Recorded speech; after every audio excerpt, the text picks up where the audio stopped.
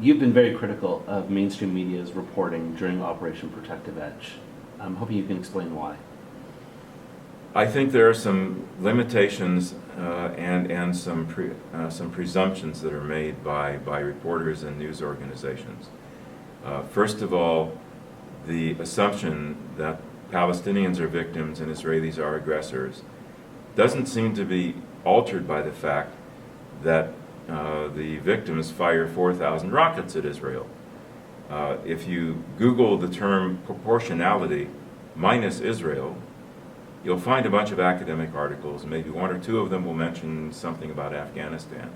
Yet proportionality was a catchword during Western media coverage, as though because only a handful of Israelis were killed, therefore only a handful of Palestinians should have been killed.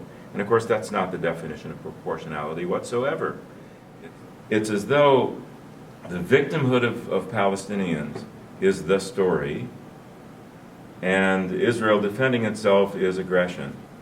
Add to that the more important element, I think, of the fact that reporters were not free to operate in Gaza the way they wanted to, or could have.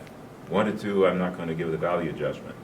You saw no coverage from the scene of rockets being fired at Israel. You saw no pictures, you saw no video.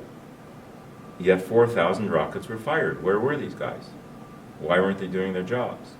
Pretty clearly, Hamas made it obvious to reporters that it would not be a good idea for the elf if they took such pictures, and a couple of reporters later admitted that, yes, indeed, I knew if I took that picture they would kill me. So there's the intimidation, which, by the way, is not just in Gaza or the West Bank, it's all over the region.